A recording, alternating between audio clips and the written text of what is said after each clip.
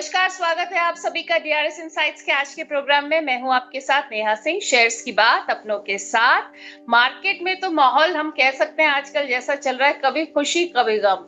किसी दिन मार्केट नए गोते लगाते हैं और कभी कभी अच्छे से रिकवरी भी दिखाता है। मार्केट में आने वाले समय में हमें किस तरीके का माहौल देखने को मिल सकता है, कौन कौन से ऐसे ट्रिगर्स हैं जो मार्केट को इम्पैक्ट करने वाले हैं, इन्हीं सब पर बात करने के लिए जैसा कि आप अपने स्क्रीन पर देख सकते हैं हमें ज्वाइन कर चुके हैं head of research Lakshmi Shri Investments Mister Anshul Jain. Anshul ji, स्वागत है आपका आज के प्रोग्राम में। नमस्कार मैडम। नमस्कार आपके सभी दर्शकों को। अंशुल जी, ये बताइए मार्केट में पर कितना भरोसा किया जाए? कभी तेजी आती है, कभी डिप दिखाई देता है, क्या किया जाए? देखिए, मैं पिछले 5 लास्ट वीक शायद अपनी बात हुई थी, तब से मैं कह रहा हूँ कि मैं बहुत ज्यादा बेरिश नहीं हूँ मार्केट में। 5 दिन की आप वॉलेटिलिटी देख लीजिए, ऊपर नीचे जरूर हो रहा है लेकिन खड़ा वहीं का वहीं है। तो मैं बेरिश तो नहीं हूँ और ना अभी बहुत जल्दी मैं बेरिश होने वाला हूँ जब तक एफआईआई डेटा एटलीस्ट न्यूट्रल नहीं आ जाता। अभी एक्सट्रीम ओवरसोल्ड जोन में है। इस जोन में मार्केट में गिरावट बनी रहना पॉसिबल नहीं है। या तो डेड कैट बाउंस करेगा, नीचे भी जाना है तो उसके लिए एक बार ऊपर जाना जरूरी है। तो मैं डेड कैट बाउंस देख रहा हूँ, एटलीस्ट डेड कैट बाउंस देख रहा हूँ, if not a new rally. मेरी एक्सपेक्टेशन तो न्यू रैली की है, बट नहीं भी आया तो डेड कैट बाउंस तो आना लाजमी है। इतने ओवरसोल्ड मार्केट में शॉर्ट नहीं रह सकते हैं। तो ऊपर राइट। में करीब करीब मैं देख रहा हूँ क्वार्टरली वीवैप जो है 24,978 के आसपास है। तो 24,900 950 का लेवल पकड़ के चलिए, निफ्टी पे आते हुए दिखना चाहिए। और राइट। पूरा दारोमदार जो रहेगा वो बैंक निफ्टी पे रहेगा, क्योंकि बैंक निफ्टी अगर आप देखेंगे 8 अगस्त को एक बड़ी कैंडल बनी थी और पिछले 3 दिन से हम उसी रेंज के अंदर चल रहे हैं। तो ये कंसोलिडेशन एकदम टाइटनेस में कन्वर्ट हो गई। आज तो एकदम एक्सट्रीम इनसाइड बार कैंडल थी। तो अब कल है एक्सपायरी, जी। कल कुछ बड़ा होना चाहिए। और आप कह रहे हैं कल है एक्सपायरी, कल कुछ बड़ा होना चाहिए। मार्केट में आप कह रहे हैं कि आप बेरिश नहीं है, तो बाजार में कहाँ है कमाई के मौके अंशुल जैन के हिसाब से? थोड़ा सा अगर आप इंसाइट दे पाए तो। देखिए, मैं ऑटो इंडेक्स पे ज्यादा फोकस कर रहा हूँ। वहां पे 14 हफ्ते का 13 हफ्ते का हैंडल डेवलप हो चुका है। 24,175 निकलता है तो कप हैंडल पैटर्न ब्रेकआउट आएगा वीकली चार्ट पे ऑटो इंडेक्स में। और जिन स्टॉक्स में तेजी रहेगी वो टॉप 4 ही मेरे वही 4 फेवरेट पुराने हैं और उन्हीं में मेरे को ब्रेकआउट दिख रहा है। अशोक लीलैंड चौथे नंबर पे आता है, मारुति तीसरे पे आता है, दूसरे पे एम आता है, पहले पे टीवीएस मोटर आता है। इन 4 पे मैं बेट करूंगा, क्योंकि अगर ब्रेकआउट आता है तो यही स्टॉक्स हैं जो ऑल टाइम हाई के आसपास हैं, तो एक्सटेंशन देंगे। ऑलराइट, ये स्टॉक्स आपके हिसाब से ऑटो इंडेक्स में जो आपने बताया। अंशुल जी, आज बहुत सारे हमने मतलब हम देख रहे हैं कि हमारे जो व्यूअर्स हैं अपने सवाल लेकर आ रहे हैं और काफी तादाद में सवाल भेजे हैं, क्योंकि जब ऐसे मार्केट में थोड़ी सी अनसर्टेनिटी होती है तो सवाल भी लोगों के बढ़ जाते हैं। थोड़ा सा पैनिक भी कई बार लोग करते हैं। तो कुछ ऐसे हमने एक कंसोलिडेट कर लिया है कुछ स्टॉक्स को जिनके बारे में मैं आपसे पूछना चाहूंगी। सबसे पहले मैं आरवीएनएल के बारे में आपसे पूछना चाहूंगी इस लिस्ट में। आप देखिए, क्या आरबीएल हम पिछले 4 हफ्ते से डिस्कस कर रहे हैं। लगभग वहीं खड़ा है और बल्कि वहां से नीचे ही आता जा रहा है। नेगेटिव रिएक्शन है, रिजल्ट का नेगेटिव रिएक्शन है। तो मे बी स्विंग लो जो बना है, जहां से बाउंस बैक स्टार्ट हुई थी 305 रुपए, ये लेवल ना सिर्फ टेस्ट होते हुए दिख रहा है, बल्कि अगर इसके नीचे आते हैं तो फिर और लंबी डाउन साइड खुलती हुई दिखेगी। सब बाइंग क्लाइमेक्स वाले स्टॉक है। यहाँ पे कोई अगले 1 डेढ़ साल में पैसा बनेगा, मेरे को बिल्कुल भी कोई उम्मीद नहीं है। ऑलराइट, तो इसमें उम्मीद कम है आपको। जेडब्ल्यूएल के बारे में बात करें तो। ये जितने भी है, पीएसयू, रेलवे, डिफेंस। डिफेंस में तो इंडिया पाकिस्तान वॉर की वजह से एक मूव आ गई थी, वहां भी अब चीजें फिजल आउट होने लगी हैं। जेडब्ल्यूएल में देखेंगे तो एक बड़ा हेड एंड शोल्डर पैटर्न बना है। शोल्डर ऑलमोस्ट कंप्लीट करने के लिए नीचे आ रहा है 272 तक। और 272 में अगर हेड एंड शोल्डर ब्रेकडाउन मिलता है तो टारगेट खुलेगा करीब करीब 150 रुपए के आसपास। वैसे भी आपको याद होगा वीकली चार्ट पे राइजिंग ट्रेंड लाइन मैंने नोटिस भी कराई थी, जिसका ब्रेकडाउन 373 पे आया था। तो 373 से हम डिस्कस करते आ रहे हैं कि 272 आएगा, और 272 के नीचे तो कंप्लीट ब्रेकडाउन बन जाएगा स्टॉक में। ऑलराइट, 272 के नीचे आप कह रहे हैं कंप्लीट ब्रेकडाउन बन सकता है स्टॉक में। हिमांशु जी अपना सवाल लेकर आए हैं, आपसे एडवाइस मांग रहे हैं कि क्या मैं इन्वेस्ट कर सकता हूं एनएमडीसी, एसबीआई और टीसीएस या इन्फोसिस में अभी करंट लेवल्स पर लॉन्ग टर्म का व्यू है इनका? देखिए लॉन्ग टर्म का व्यू है तो आईटी के दोनों स्टॉक्स लेके छोड़ दीजिए, कोई खास दिक्कत नहीं है। एनएमडीसी भी ले सकते हैं, बट मिडिल स्टॉक्स में आपको एनएमडीसी से कई गुना ज्यादा रिटर्न टाटा स्टील दे देगा। तो I would prefer Tata steel over NMDC. लेकिन इस समय जिस हिसाब से फूफा जी का एटीट्यूड है, पहले आईटी पे बम गिराया, उसके बाद टेक्सटाइल पे बम गिराया, किसी भी दिन चाइना के बहाने मिडिल स्टॉक पे बम गिर सकता है। तो जब तक उनकी नाराजगी पूरी तरीके से सेटल नहीं हो जाती और ये शादी नॉर्मल नहीं हो जाती, तब तक थोड़ा सा मिडिल स्टॉक्स में मैं थोड़ा सा दूरी बना के रखूंगा। ऐसा नहीं कि मैं कंप्लीटली अवॉइड कर दूंगा। आई वुड वेट, अगर ये पूरा जो ट्रेड डील वाला और ये सारी चीजें निकल जाती हैं, डोनाल्ड ट्रंप के साथ प्रॉपर सेटलमेंट हो जाता है, तो फिर उसके बाद मिडिल स्टॉक्स में तेजी बनेगी। बट उस तेजी में भी आई वुड प्रेफर टॉप पे Tata steel, second best Hindalco और थर्ड वेदांता, फोर्थ पे एनएमडीसी। उसके बाद फिर इधर उधर को एक जेएसडब्ल्यू स्टील, ये चार पांच स्टॉक पे ही मैं बेट करूंगा। ऑल राइट, वेदांता की आपने बात करी, वेदांता को लेकर भी काफी लोगों के सवाल आ रहे हैं, उस पर थोड़ा सा अपना व्यू दे दीजिए अंशु जी। देखिए वेदांता में कोई खास ट्रेड पैटर्न तो नहीं है, at least on the short term. 468 का जो ब्रेकआउट फेल हुआ था, उसके लॉन्ग लिक्विडेशन का टारगेट भी कंप्लीट कर दिया है 425 पे। फिलहाल 425 470 की रेंज के अंदर ट्रेड कर रहा है। मैं ये मान के चल रहा हूँ कि ये रेंज कंटिन्यू रहेगी, और जब भी ये पूरा लफड़ा निपटेगा डोनाल्ड ट्रंप वाला, ये स्टॉक 470 का ब्रेकआउट देके 509 और उसके ऊपर निकल जाएगा। तो I am completely bullish on metals. But केवल चूंकि डोनाल्ड ट्रंप फूफा जी इतने अनप्रिडिक्टेबल हैं, कब वो नाराज हो जाते हैं, कब उनका मुंह फूल जाता है, पता नहीं चलता है। तो वो अनप्रिडिक्टेबिलिटी, वो रिस्क मैं लेना नहीं चाहता हूँ कि मालूम पड़ा आज मैंने स्टॉक बाय किया और रात को उनने कोई बम फोड़ दिया। तो वो उस चीज से बस मैं बचना चाह रहा हूँ। नहीं तो मिडिल स्टॉक्स बहुत अच्छी जगह पे खड़े हुए हैं, जहाँ पे आप इन्वेस्ट करके छोड़ सकते हैं। ऑल राइट, आपके हिसाब से एक बहुत अच्छा सा ओवरऑल व्यू मिल गया मेटल्स पे लोगों को। राहुल सिंह हैं, अंशुल सर को प्रणाम कह रहे हैं। सर, लक्ष्मी ऑर्गेनिक में मेरा बाय है 213 पर, तो इस पर आप बताइए कि क्या किया जाए। और देखिए लक्ष्मी ऑर्गेनिक भी ये बाइंग क्लाइमेक्स वाला स्टॉक है, और इसमें बाइंग क्लाइमेक्स हुआ था 2021 में सितंबर में एट 511। लगभग बाइंग क्लाइमेक्स के सारे टारगेट ये कंप्लीट कर चुका है 166 तक। और बाउंस बैक बहुत वीक था, बाउंस बैक के बाद वापस से डाउन मूव बन रही है। इमीडिएट रिजल्ट जो लास्ट वीक आया था उसका रिएक्शन भी बहुत अच्छा नहीं था, पॉजिटिव नहीं था।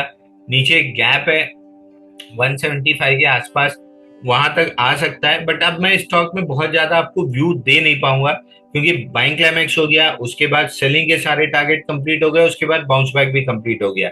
इसके बाद होता ही है कि स्टॉक बनाता है लंबा बेस, जो एक साल दो साल, कम से कम 2 साल तो चलता ही है। ज्यादा से ज्यादा मतलब ज्यादा का तो कोई लिमिट ही नहीं, लेकिन कम से कम 2 साल तो चलता ही है।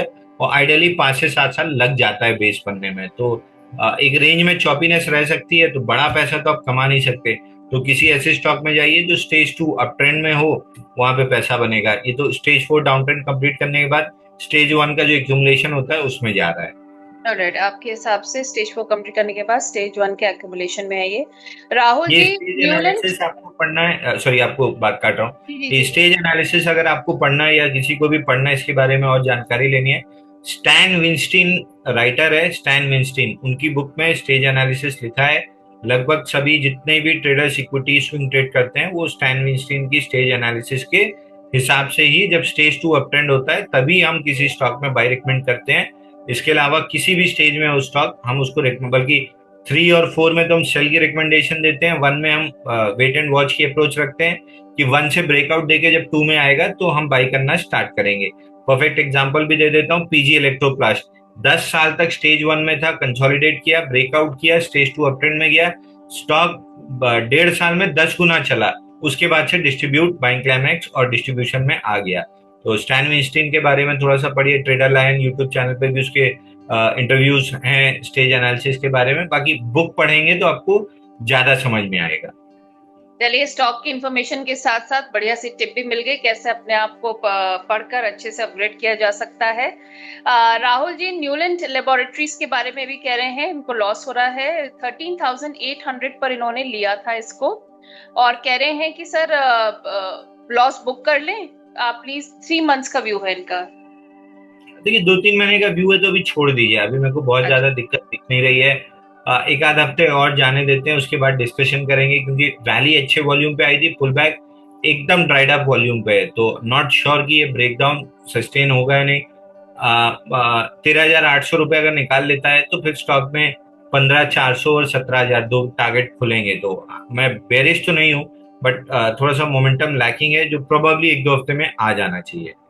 ऑल राइट, थोड़ा सा मोमेंटम आप कह रहे हैं भी एक दो हफ्ते में आ सकता है आपके हिसाब से। निशान जी हैं, कह रहे हैं गुड इवनिंग सर, मेरे पास आइनॉक्स विंड के शेयर हैं और मेरा जो बाइंग प्राइस है वो 137 का है।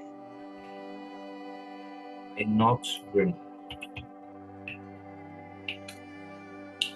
ठीक है। आइनॉक्स विंड तो आपको याद होगा 186 पे जब ब्रेकआउट फेल हुआ था, वहां से हम डिस्कस करते आ रहे हैं।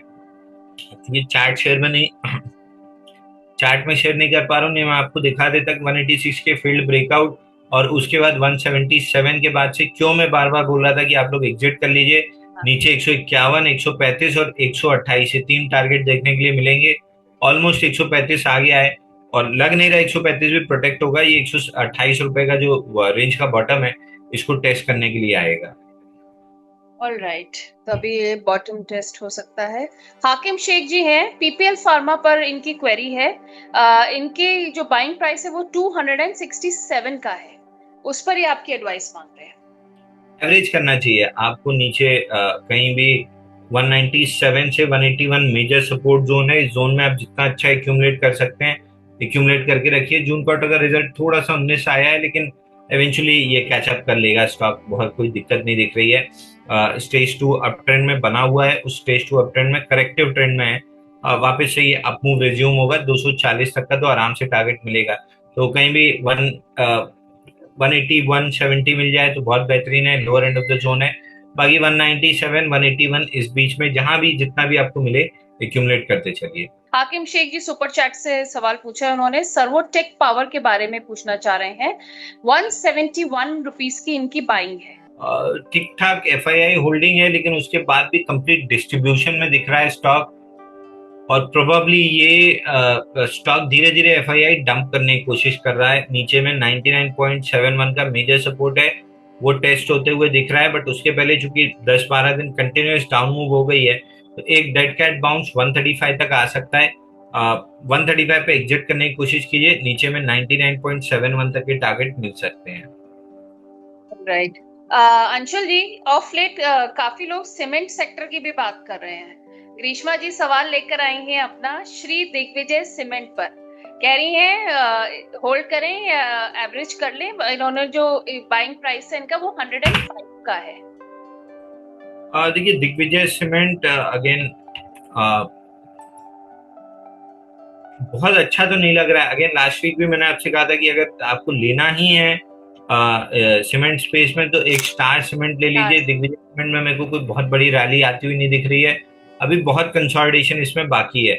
स्टार सीमेंट देखिए, आप लास्ट 5 दिन में हम लास्ट वेडनेसडे जब बात कर रहे थे तब ये स्टॉक 262 था। फ्राइडे को इसने बेहतरीन सॉरी ट्यूसडे को इसने बेहतरीन रैली ली थी 10% की। आज भी थोड़ा सा कंसोलिडेट करके क्लोज किया, हल्का सा डाउन मूव है, बट वहां से 262 से ऑलरेडी ये 300 रुपए का हाई बना चुका है। तो एक स्टार सीमेंट को आप देख सकते हैं, एक प्रिज्म जॉनसन को देख सकते हैं, या फिर लार्ज कैप किसी भी इसको सीमेंट स्टॉक को देख सकते हैं। बट ये पनेम सीमेंट हो गया, श्री दिग्विजय सीमेंट हो गया, जो पेनी या माइक्रो कैप की कैटेगरी में आते हैं, इनमें अभी कहीं इंस्टीट्यूशन वॉल्यूम दिख नहीं रहे मेरे को। ये ग्रीष्मा जी नाल्को पर भी आपकी राय मांग रही है कि इस पर अभी बाय कर सकते हैं।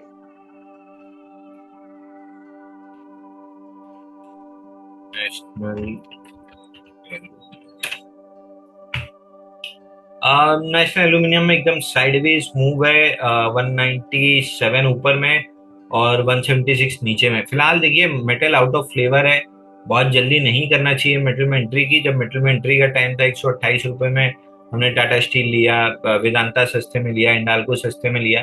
फिलहाल मेटल का फ्लेवर नहीं है, और अगेन वही डर जो टेक्सटाइल में हम डिस्कस करते थे कि एक्यूमुलेशन तो दिख रहा है लेकिन ब्रेकआउट्स नहीं आ रहे हैं।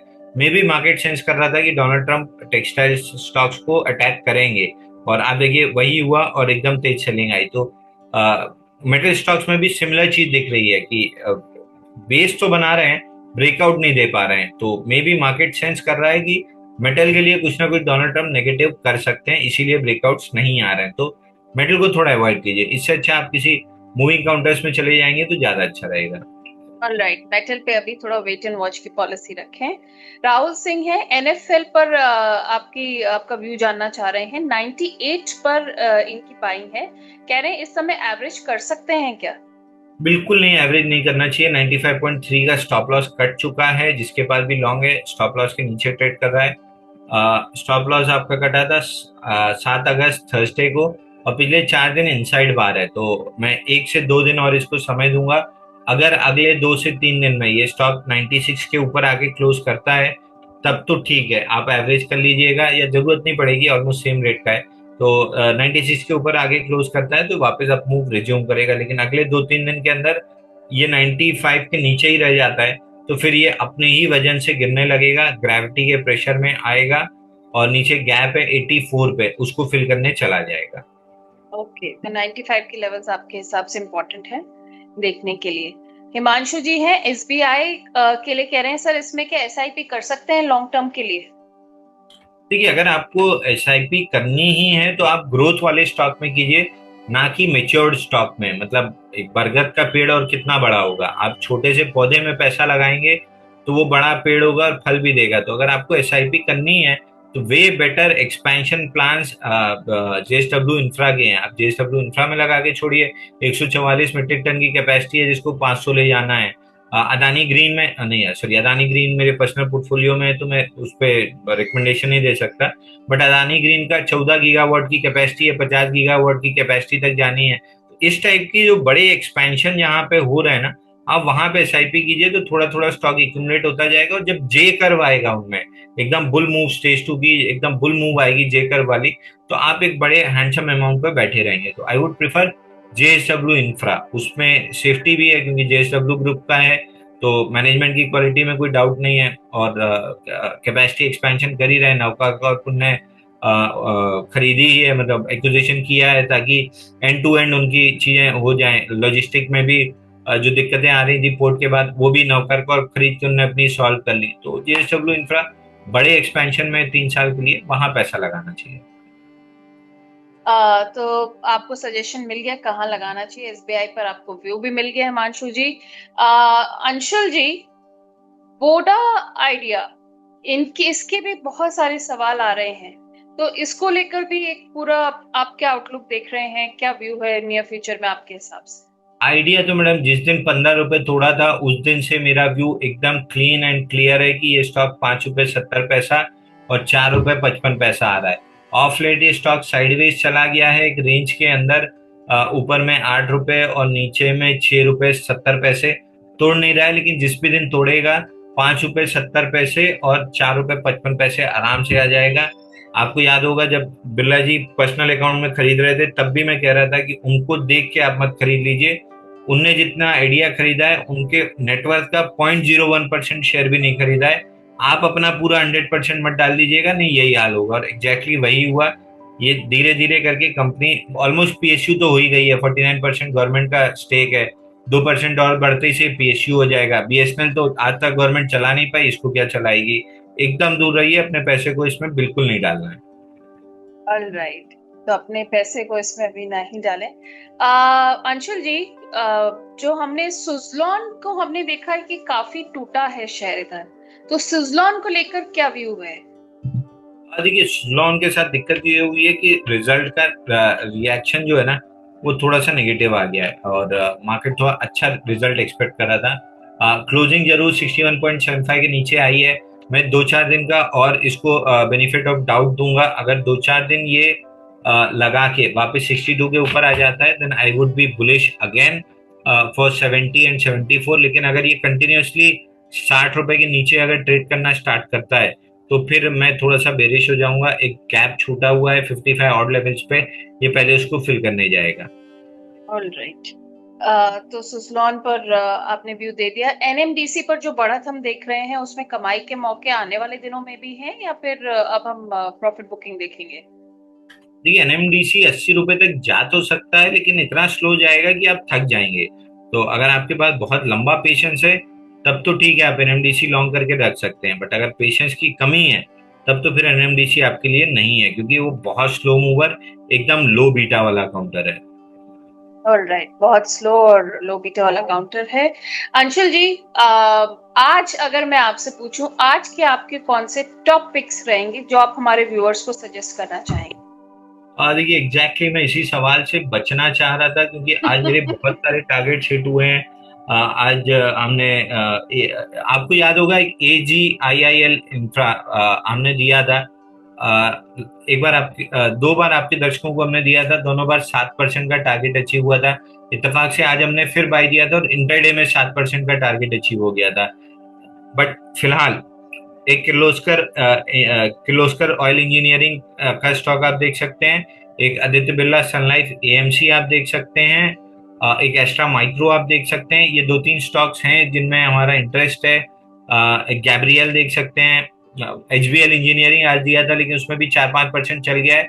बट अगर आप मेरे से सिर्फ एक स्टॉक पूछेंगे कि मैं एक स्टॉक बता दूं, ज्यादा स्टॉक नहीं चाहिए जिसपे मेरा कॉन्फिडेंस है, तो एमक्योर फार्मा रहेगा। Emcure, EMCURE, Emcure pharmaceutical. इसमें 55 दिन का बेस ब्रेकआउट आया है। स्टैंडर्ड डिस्क्लेमर पहले दे दूं, 1453 चल रहा है स्टॉक। 1395 पे हमने अपने क्लाइंट्स को कल 9:42 पे, कल सुबह 9:42 पे बाई दिया था। तो हमारे क्लाइंट इसमें लॉन्ग हो सकते हैं 1395 से। अभी 1453 चल रहा है। बट ये स्टॉक में 55 डेज का कप कैंडल पैटर्न है, अच्छा बेस बना है, अच्छा प्राइस स्ट्रक्चर है, 1700 रुपए तक जा सकता है। तो इस स्टॉक को देख सकते हैं। तो अगेन एक स्टॉक अगर आप बोलेंगे कि कोई एक ही स्टॉक लेना है, तो एमक्योर फार्मा एनी डे बहुत बेहतर बेट दिख रहा है स्विंग ट्रेडिंग के लिए इस समय। ऑलराइट, तो ये आपके अच्छे टॉपिक्स हो गए आज हमारे व्यूअर्स के लिए। नितेश सारंगी जी ने सुपर चैट के जरिए सवाल पूछा है, thank you Nitesh ji. SDBL पर इनका सवाल है, इनकी बाइंग है 163 रुपीज की, उस पर ही आपका व्यू जानना चाह रहे हैं। एवरेज करें, होल्ड करें, सेल करें? HTBL, अच्छा सोम डिस्टिलरी, जी HTBL। जी। सोम डिस्टिलरी में आज अगेन मैं जिस चीज का मेरे को डर लग रहा था वही हुआ। रिजल्ट का एक्सट्रीम नेगेटिव रिएक्शन आया। ऑलरेडी ये 5 दिन से 153 के नीचे क्लोज कर रहा था। नेगेटिव रिएक्शन से 137 के स्टॉप लॉस के आसपास आके ये क्लोज किया है। 137 आपका last line in the sand है। अगेन मैं वही रिपीट कर रहा हूँ जो हर बार मैं करते आ रहा था, 137 के नीचे कतई इसमें लॉन्ग नहीं रहना है। अगर इस पूरे खराब रिजल्ट, खराब न्यूज को पचा के भी ये 137 नहीं तोड़ता है, तो ये स्टॉक आराम से 200 रुपए की तरफ चल जाएगा। और मैं STBL पे वैसे भी बेरिश नहीं हूँ, क्योंकि जिस हिसाब से इनकी सेल्स और चीजें बढ़ रही हैं over a period of time, भले जो चीज 3 महीने में हम एक्सपेक्ट कर रहे थे उसको 9 महीने लगा दे, बट स्टॉक को 200 रुपए जाना है इसमें कोई डाउट नहीं है। क्योंकि अगर आप ट्रेडर हैं एक सेकंड में सर, मैं शो में हूँ, खत्म करके आपको कॉल बैक कर रहा हूँ।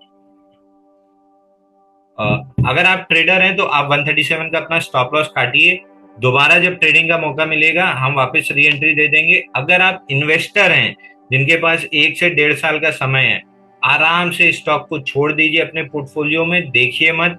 अगर गलती से 120 रुपए के आसपास मिल गया जहां पे गैप है, क्योंकि 137 टूटने के बाद वो गैप फिल करने आएगा, 120 110 की जोन में अगर आपको मिल जाए और स्टॉक को एवरेज करके रख लीजिए, 1 से 1.5 साल में ये आपको 200 प्लस के टारगेट दे देगा, विच इज ऑलमोस्ट 50-60% का रिटर्न। तो 1.5 साल में 60% का रिटर्न बहुत बेहतरीन होता है। तो पहले अपने हिसाब से डिसाइड कीजिए। अगर आप ट्रेडर हैं तो 137 का स्टॉप लॉस आपको ट्रिगर करना है जब भी उसके नीचे क्लोज करे।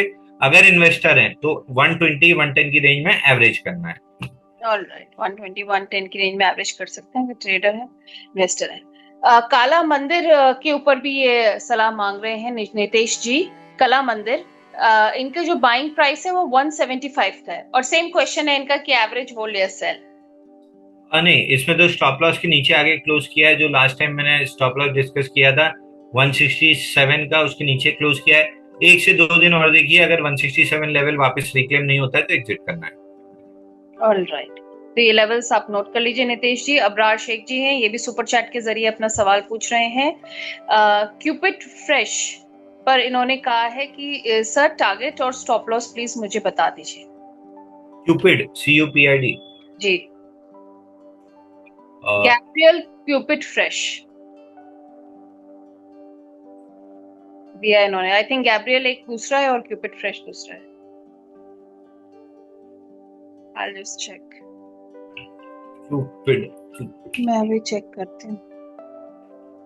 क्यूपिड तो चल रहा है 167 के आसपास, और ब्रेकआउट काइंड ऑफ सिचुएशन दिख रही है 170 के ऊपर। अगर ब्रेकआउट मिलता है तो 158 के स्टॉप लॉस से बाई कर सकते हैं।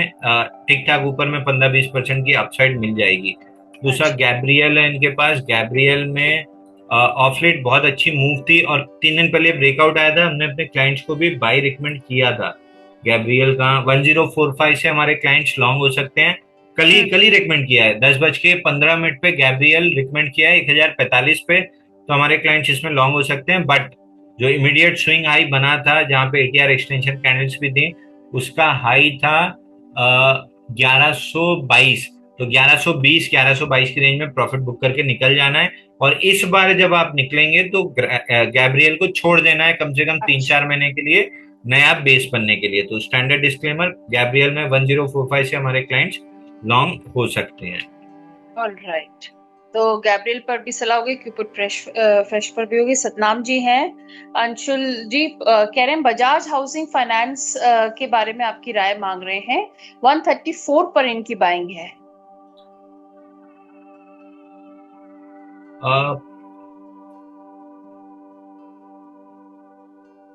देखिए, Bajaj Housing Finance, Bajaj Finance या Bajaj Housing Finance? Bajaj Housing Finance है। देखिए, बजाज हाउसिंग फाइनेंस में आप एक अलर्ट लगाइए 137 का, और स्टॉक को भूल जाइए। 137 निकलेगा तो मोमेंटम आएगा, तब ट्रेड करना स्टार्ट करेंगे। आईपीओ बेस बना रहा है, ये बेस बनने में कितना समय लगेगा ये कहना असंभव है। पीजी इलेक्ट्रोप्लास्ट ने, पीजीईएल ने 10 साल लगाया था, बीकाजी ने 4 महीने लगाया था। तो ये 4 महीने लगाएगा, 4 साल लगाएगा कि 10 साल लगाएगा, ये कहना असंभव है। पिवट लेवल इसका आता है 137। जब तक उसके नीचे है ये आईपीओ बेस बनाता रहेगा। 137 जिस दिन निकाले उस दिन आप बिल्कुल लॉन्ग कर लीजिएगा। मोमेंटम में आपको ना सिर्फ ऑल टाइम हाई बल्कि stage 2 up trend secular bull run में ये स्टॉक आ जाएगा। राइट, तो ये हो गया बजाज हाउसिंग फाइनेंस के बारे में। शादाब जी हैं, कह रहे हैं सर और मैम आप दोनों को मेरा आदाब।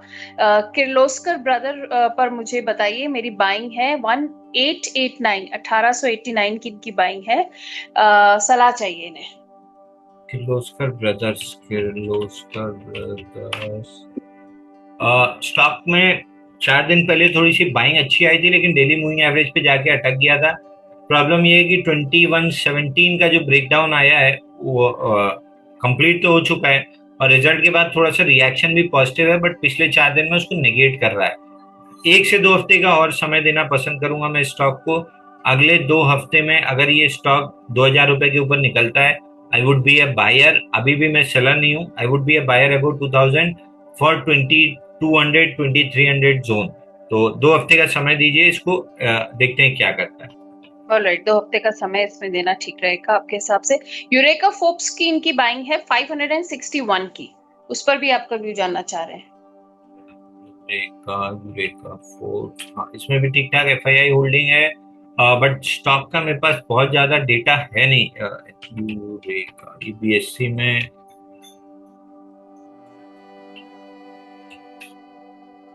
एनएससी में भी आया है, बीएससी में भी, हाँ भी आया है। बहुत ज्यादा डेटा नहीं है, लेकिन जितना डेटा है उस हिसाब से स्टॉक में थोड़ी सी वीकनेस दिख रही है। 544 टूटता है तो फिर वीकनेस गहराएगी 462 तक। तो स्टॉक एटलीस्ट लॉन्ग के लिहाज से तो आपके पोर्टफोलियो में होना नहीं चाहिए, और साइडवेज स्टॉक है, अवॉइड कर दीजिए। किसी अच्छे स्टॉक में जाइए, वहां पैसा बनेगा। ऑलराइट, अंशुल जी कोई भी हमारा डिस्कशन हो उसमें डिफेंस स्टॉक्स का जिक्र ना हो, ऐसा तो होता नहीं है। तो डिफेंस का अभी आपका कोई फेवरेट शेयर है क्या? डिफेंस के मैडम मेरे सारे स्टॉक एकदम फेवरेट हैं। अगर मेरे को एफ&ओ में मिल जाते हैं तो मैं शॉर्ट करने के लिए हमेशा आतुर रहूंगा, क्योंकि बाइंग क्लाइमेक्स के बाद जो सेकेंड अटेम्प्ट मिला है इसमें लोग अगर नहीं निकले तो वापस से डाउन मूव अच्छी वर्टिकल बननी है।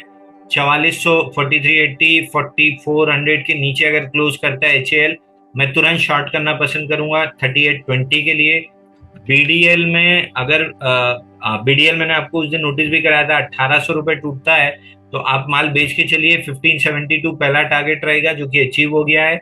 अगला टारगेट 1375 का रहेगा। एक बीईएल इकलौता स्टॉक है जो शायद मैं 358 के अराउंड बायर रहूंगा।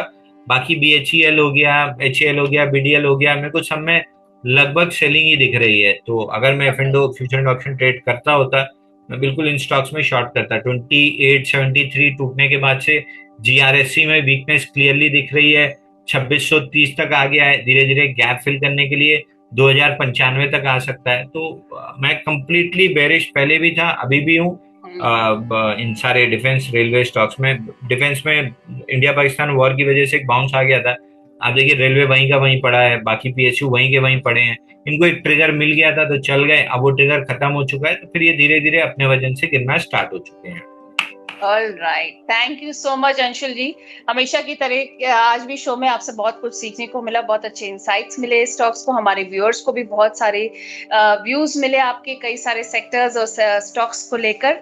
अंशुल जी, जाने से पहले बस एक सवाल आ गया है मेरे पास, तो मैं जरा सा उसको ले लेती हूँ। एक हमारे व्यूअर हैं, जाते जाते आपसे वो सवाल ले लिया जाए।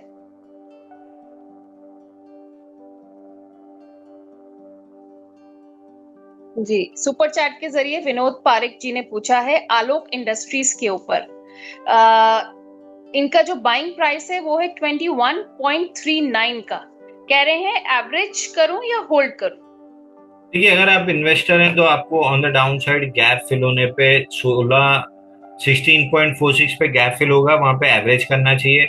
अगर आप ट्रेडर हैं तो 21.28 पे जब आपने लिया था 20.47 पे आपका स्टॉप लॉस कट जाना चाहिए था।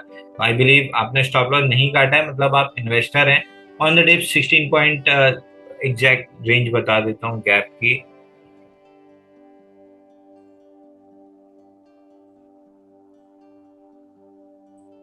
16 रुपए 80 पैसे, 16 रुपए 18 पैसे, ये गैप रेंज है। इसको फिल करने नीचे आ रहा है स्टॉक, इस रेंज में आप एक्यूमुलेट करके चलिए। एवरेज आपका काफी नीचे आ जाएगा, वहां से स्टॉक वापस से रिकवरी लेना स्टार्ट कर देगा। ऑल राइट, विनोद जी आपको रिकवरी लेवल्स भी बता दिए अंशुल जी ने। अंशुल जी, जैसा कि मैं कह रही थी, हमेशा शो करने में बहुत अच्छा लगता है, आपके साथ बहुत कुछ सीखने को मिलता है। अंशुल जी, जाने से पहले कुछ कहना चाहेंगे आप? और देखिए, मेरे पर्सनल पोर्टफोलियो में अदानी ग्रीन और टाटा टेक है, और बाकी स्टॉक्स जैसे ये गैब्रियल हमने डिस्कस किया, एमक्योर फार्मा किया, पूनावाला, किर्लोस्कर ऑयल, एस्ट्रा माइक्रो, ये सारे स्टॉक्स हमने अपने क्लाइंट्स को डिलीवरी बाय कॉल दिए हैं। बीइंग अ ब्रोकिंग हाउस 70,000 80,000 हमारे पास क्लाइंट्स हैं, तो किसी ना किसी के पोर्टफोलियो में कुछ ना कुछ लॉन्ग जरूर होगा। बट मेरा पर्सनल इंटरेस्ट केवल टाटा टेक और अदानी ग्रीन में है, इसके अलावा कोई भी स्टॉक मेरे पर्सनल पोर्टफोलियो में नहीं है। तो ये चीज आप ध्यान में रख सकते हैं। All right, thank you so much Anshul ji, आज के लिए, आपके वक्त के लिए और आपकी सलाह के लिए। Thank you so much and thank you to all my viewers, आज ज्वाइन करने के लिए, अपने सवाल भेजने के लिए और हमारा शो देखने के लिए। आपके कोई भी व्यूज हो, कोई भी रिकमेंडेशंस हो, कोई भी सजेशंस हो, प्लीज कमेंट बॉक्स में हमें जरूर बताइएगा। Thank you so much for watching. नमस्कार।